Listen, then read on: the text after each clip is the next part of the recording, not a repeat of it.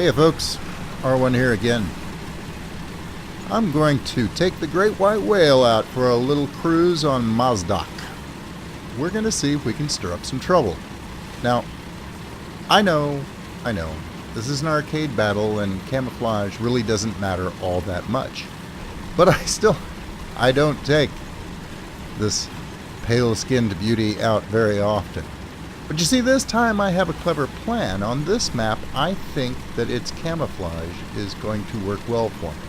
I'll show you why I think that in just a moment. For the meantime, I've got to get over to where the main capture point is. There's only one this time around, and it's the A capture point ahead of me. Both teams are racing toward the small depression in the center of an open field that marks this particular capture point. Whoever gets it can then either hunker down there, or they can pull back to the surrounding cover and snipe anyone that attempts to take that point away from them. Now here's my clever plan as far as camouflage. I know that this road has white gravel. You see where I'm going with this? I should blend into the gravel background of this road perfectly. Nobody will even be able to know that I am there. And so far it's working. Well, mostly it's working. They were shooting at that other tank. That's the only reason why I got hit that time. So I'm going to send in some fire of my own in return. Okay, maybe this plan isn't working quite as well as I had anticipated. Okay, time for plan B. I've got to look for other cover. And there we go. This bush looks like the perfect cover. I should be perfectly safe as long as I don't leave this bush. So, let me see where the enemy team is. They're all on the other side of that ridge, which is just fine. If they stay back there, they can't recapture the point.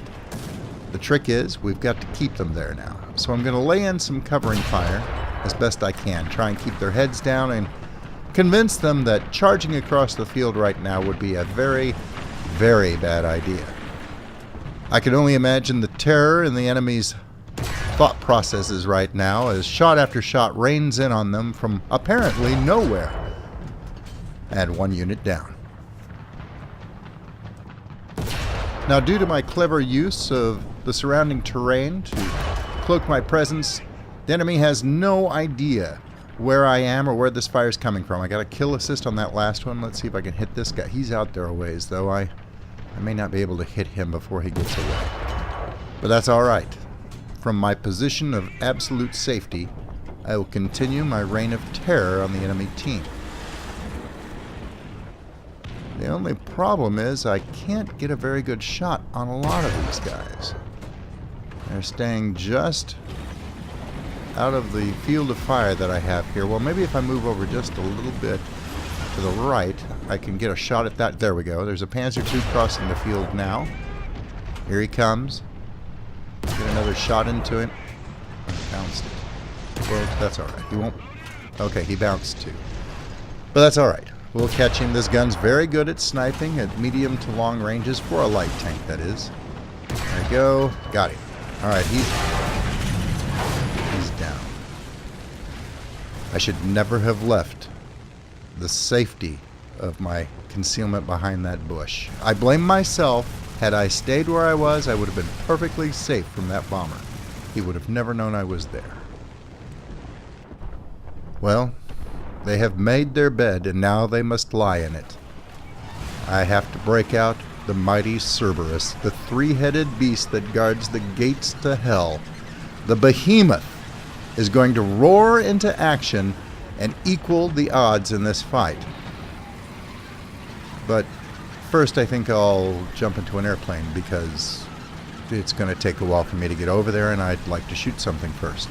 So, we'll jump into this Russian bomber. All right, now they're in serious trouble. These bombers are outstandingly tough and very accurate. So, like a Valkyrie from Asgard, I'm going to dive into the battle. I've got a bunch of likely targets out there sitting out in the open. This should be like shooting ducks in a barrel. Or bombing ducks in a barrel. Well, in a pond. Fish in a barrel? Alright, they're going to die. Or I'm going to die. Well, that didn't work out really as planned. I think maybe I got a little too low. So we'll jump back into the mighty Cerberus and continue our savage onslaught. Any minute now.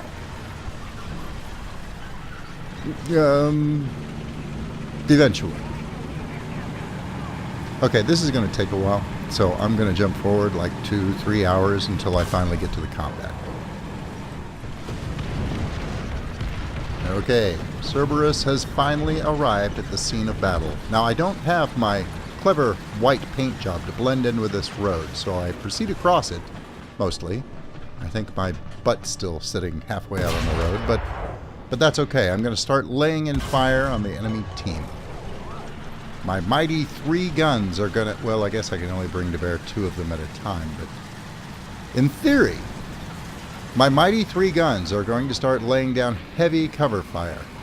Our team is attempting to retake the cap that was taken once or twice back and forth in the incredibly long amount of time it took me to get here. And now we're at the disadvantage, but we are taking it back. And I'm going to make sure that my team is not interrupted. I'm going to fire a few ranging shots to try and get the hang of the difference in trajectory between the large and small caliber guns that I have, and move forward into a little bit better position. We are in danger of being flanked. Well, that's one problem with Cerberus. He has terrible gun depression, even for the machine guns. Alright, we'll creep forward a little further, see if we can get an angle on this guy. I'm just missing him. If I could get it, well, and again, a little further, further forward. Come on. Oh, and he's dead. Well, that was a little anticlimactic. Alright, so we'll back up. There's a likely target. Critical hit. Alright, that's a little bit more like it. That M2 is fearing for his life right now, but I'm taking heavy fire from it. It looks like a Stuart over there. Alright, little Stuart, here we go. Okay, I got a kill assist on the M2. I hurt the Stuart. I'm taking heavy fire. I thought perhaps I might be fairly impervious to return fire in this big beast of a tank, but apparently Cerberus is not as invulnerable as legend would have it.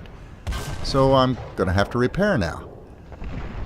Well, that's alright. I'm still functional and still firing on all pistons. So, well, actually, I think my engine is not really firing on all pistons anymore, but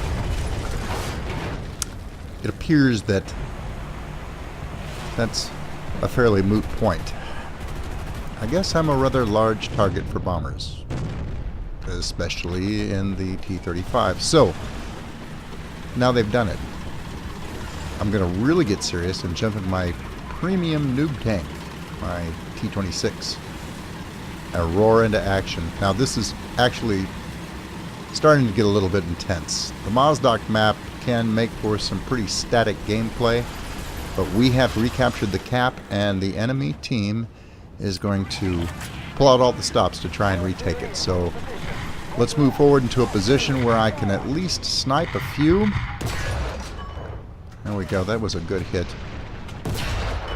And down. Alright, I need to keep them from capitalizing on this rush that they're in the process of performing on the capture point. They are coming out in force. Now they're at my extreme range, so I don't really have that great a shot. Yeah, they're moving too fast and it takes too long for my shell to get there. I'm having trouble getting a good bead on them. So we're going to have to close. And that's going to take a little bit. This tank is not the speediest thing in the world. Of course, it is as swift as lightning compared to Cerberus, but still, it's going to take at least 30 seconds to a minute to get there. So we're going to look for closer targets on our way in.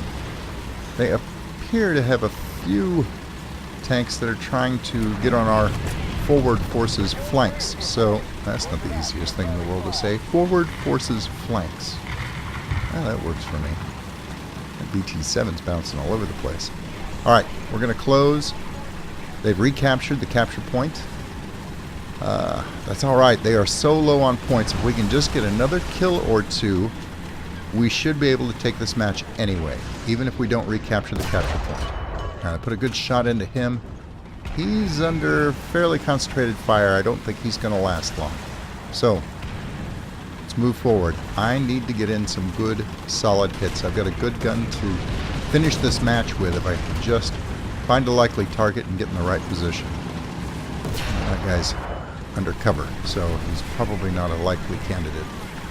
And they're calling in artillery on me, so I've got to keep moving. Alright, we'll lay in some artillery of our own. Maybe we'll get a lucky hit, and preferably a lucky kill. I did get a hit. That's alright, no kill out of it, but it looks like they are going to start a bomber attack too, which is not good. I've not had good luck avoiding bombers this match, so if I'm going to finish this, I need to finish it fairly quickly. Ooh, and avoid that tree. That could have hurt. Okay. BT5 coming over the ridge. Perfect. One good shot into his turret. Line up for the kill shot, and he is down. That will end the match. This match ends in a victory on Mozdok, and I get the final blow. Yeah. Mozdok's an interesting map. I'm not sure if I like it or not, but it does have its moments. That's all I've got for you for today.